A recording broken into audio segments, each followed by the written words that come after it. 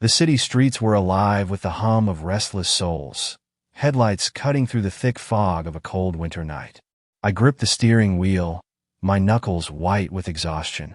My name's Daniel, and for the past 6 months, I've been driving this old taxi, pushing through sleepless nights, living off crumpled bills and empty promises of better days.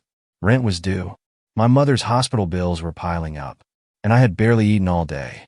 I sighed, pulling up at a red light when a sudden knock on my window startled me.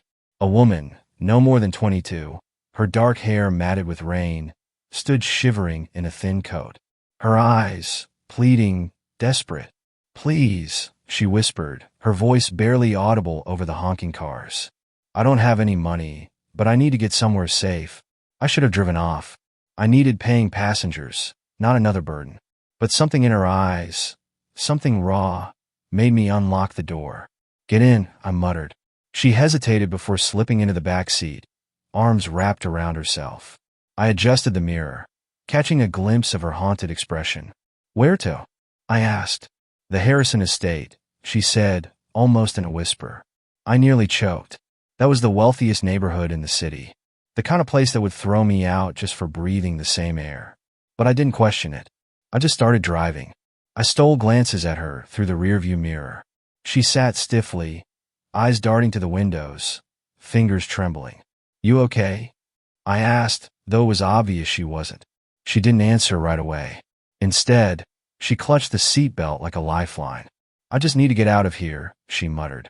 The way she kept looking over her shoulder like someone was following her sent a chill down my spine. "Someone after you?" I pressed. She flinched at the question, then shook her head. "I don't want to talk about it." I didn't push. Not yet. But my instinct screamed that this wasn't just a case of a lost girl needing a ride home. As we neared the estate, flashing red and blue lights lit up the sky. Cops. A blockade.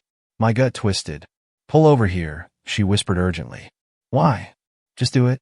I pulled into a dark alley just before the police checkpoint. She inhaled sharply, hands clutching the door handle. "I need you to trust me," she said, turning to me with those wide, fearful eyes. "Please." My heart pounded. Something was wrong. Very wrong. Before I could ask more, she reached into her coat and pulled out a small slip of paper. "If anything happens to me," she said, her voice unsteady, "find this man." I hesitated before taking it. A name and address. Nothing else. Then, just as suddenly as she arrived, she yanked the door open and bolted into the night. I sat there, gripping the paper, my mind racing. Who the hell was she running from? And why did it feel like I'd just gotten myself into something I couldn't escape? Then, a black SUV screeched past, tires spitting water as it sped down the street, following the same path she took. A chill ran down my spine. I had a bad feeling about this. Sleep was impossible. I kept staring at the paper she had given me. A single name, Richard Calloway. No title, no note, just an address scrawled in shaky handwriting. By morning, I had convinced myself to forget about it. I had enough problems of my own. But then I saw the news. Missing heiress alert. Emily Harrison last seen downtown. Family offers reward. My breath hitched. Emily Harrison, the girl in my back seat last night, and now she was missing.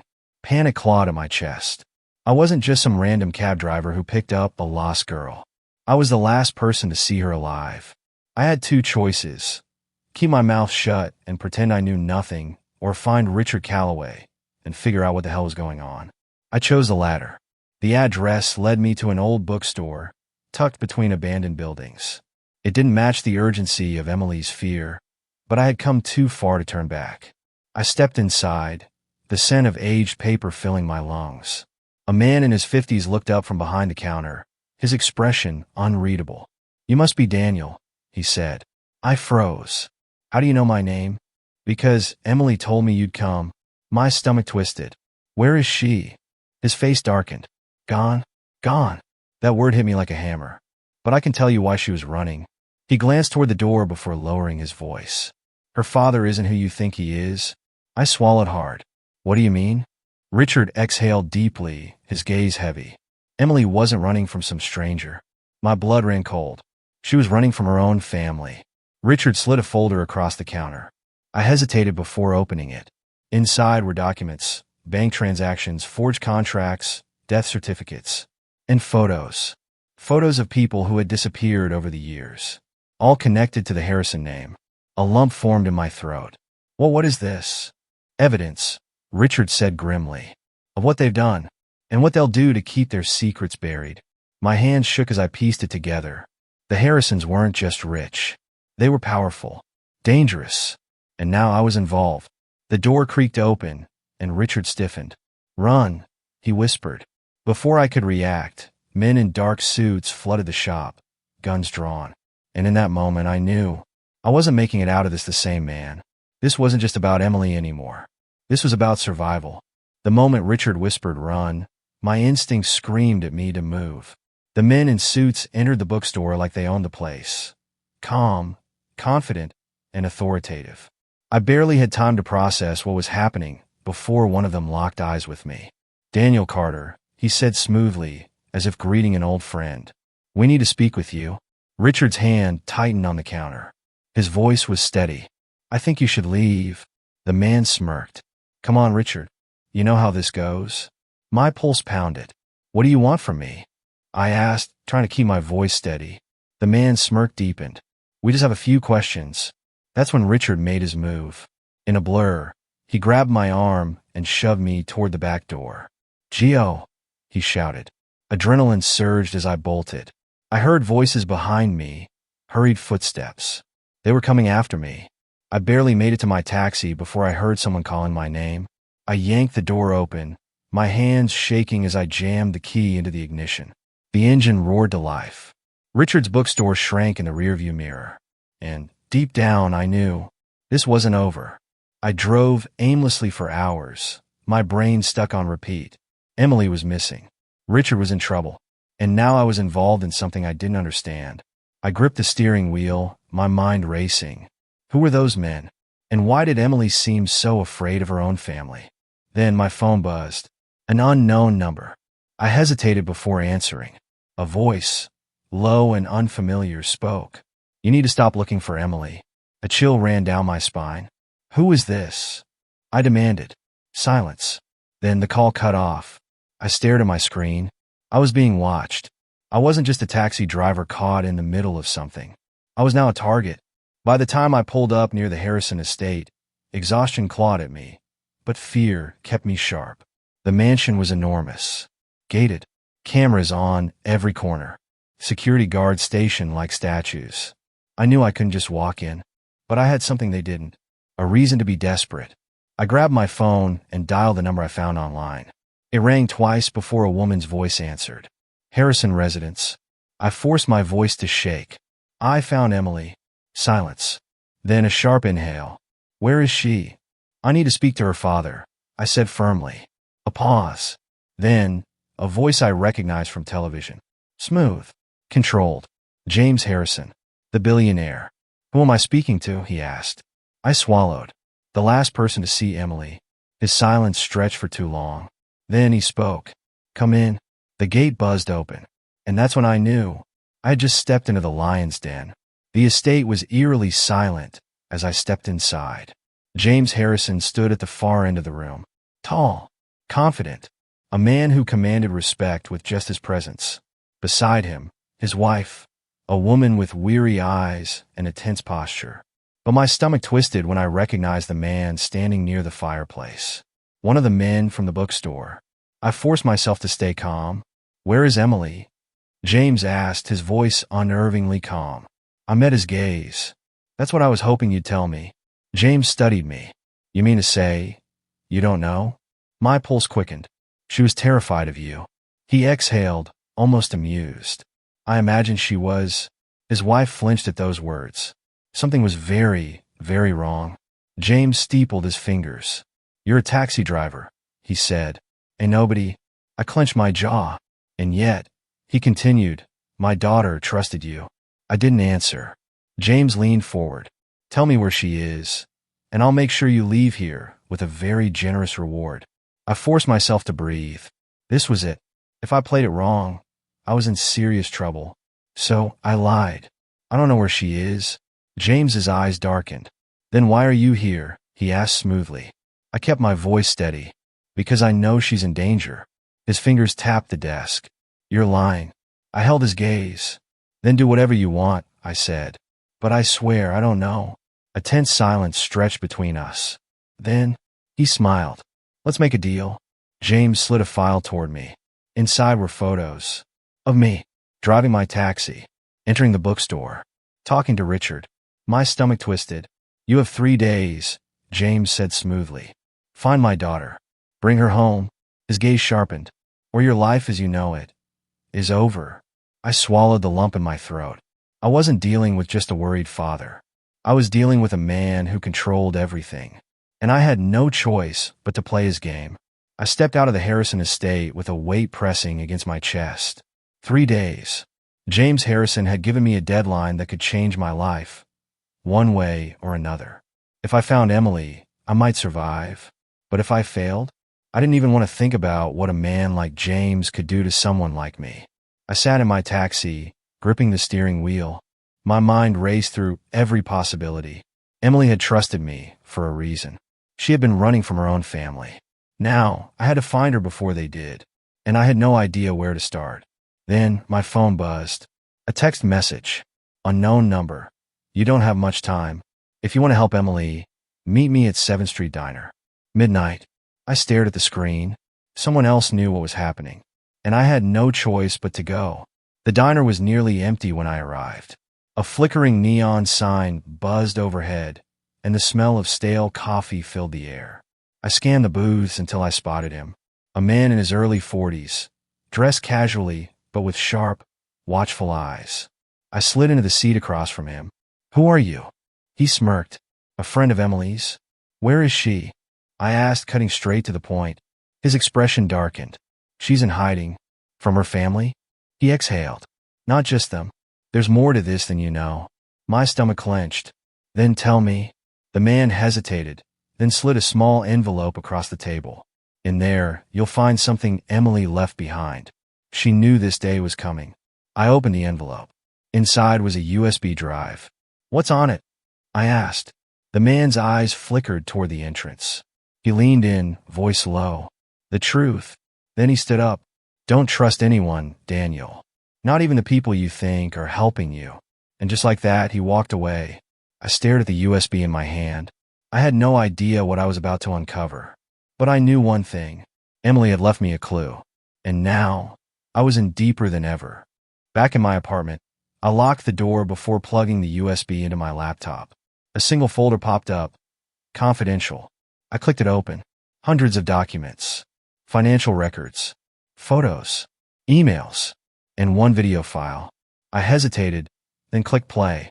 Emily appeared on the screen, her face pale, eyes filled with urgency. If you're watching this, it means I didn't make it out in time. My breath caught in my throat. My father is not the man he pretends to be, she continued. The wealth, the power, it all comes at a cost. And I was next in line. I gripped the laptop. Next in line for what? She looked over her shoulder before lowering her voice. There's only one person who can help me. Richard Calloway. He has everything you need to expose the truth. Richard, the man who had saved me. The man who might still be alive. Then Emily's voice wavered. If my father finds me first, I won't get another chance. The screen went black. I exhaled, my pulse hammering. James Harrison didn't just want Emily back. He wanted to silence her. And I was the only one standing in his way. I didn't sleep that night. If Richard was still out there, he was my only shot at finding Emily. I grabbed my keys and drove to the last place I saw him, his bookstore. When I arrived, the windows were boarded up. A closed indefinitely sign hung on the door. I knocked anyway. Nothing. I turned to leave when a voice stopped me. Looking for something? I spun around. A woman stood a few feet away. Mid-30s, dark eyes, a cautious expression. I nodded. Richard Calloway. Do you know where he is? She hesitated, then glanced around. Not here. My stomach clenched. Is he alive? She didn't answer. Instead, she pulled a note from her pocket and handed it to me before walking away. I unfolded it. An address. A time. 8 a.m. Pier 22. Come alone. I swallowed hard. I wasn't just chasing Emily anymore. I was chasing the truth. The sun had barely risen when I pulled into Pier 22. A fog hung low over the water, the air thick with salt and tension. I waited. Minutes stretched into eternity. Then, footsteps. Richard. Alive. I exhaled in relief. You made it. He nodded, eyes scanning the area. You weren't followed? No. He relaxed slightly. Then let's talk. I handed him the USB. Emily left this. He took it, eyes darkening. Then she knew. Knew what? Richard exhaled. That her father's empire isn't just built on business. I swallowed. Then what? Richard hesitated, then looked me in the eye. James Harrison has done things that, if exposed, would destroy everything he's built. A chill ran through me. This wasn't just about money or power. This was about secrets people would do anything to keep buried. Richard tapped the USB against his palm. This isn't enough, he said. If we want to take James down, we need Emily. I clenched my jaw. Then we find her. Richard nodded. She'll be somewhere off-grid. No credit cards. No digital footprint. I thought back to her last words in the video. There's only one person who can help me. I pulled out my phone and scrolled through Emily's last known connections. Then I saw it. A rental cabin. Booked 2 weeks ago. Under a fake name. But the check-in photo? Emily. I showed Richard. I think I found her. His eyes widened. Then we need to move. Now. The cabin was deep in the woods, miles from the nearest town. By the time we arrived, the sun was setting. The place was eerily quiet. Then I saw her. Emily. Standing at the edge of the trees. I stepped out of the car. Emily. She turned, eyes widening. Then, a car roared up the driveway. My stomach dropped. James Harrison. He had found her too. And now, there was nowhere left to run. The air felt electric as James Harrison stepped out of his sleek black car, flanked by 2 men in suits. Emily took a step back, her breath unsteady. I moved in front of her instinctively. James adjusted the cuffs of his expensive suit, his expression unreadable. Daniel, he said, as if we were old acquaintances. You really don't know when to quit, do you? I didn't answer. He turned his gaze to Emily. Come home, sweetheart. Emily stiffened.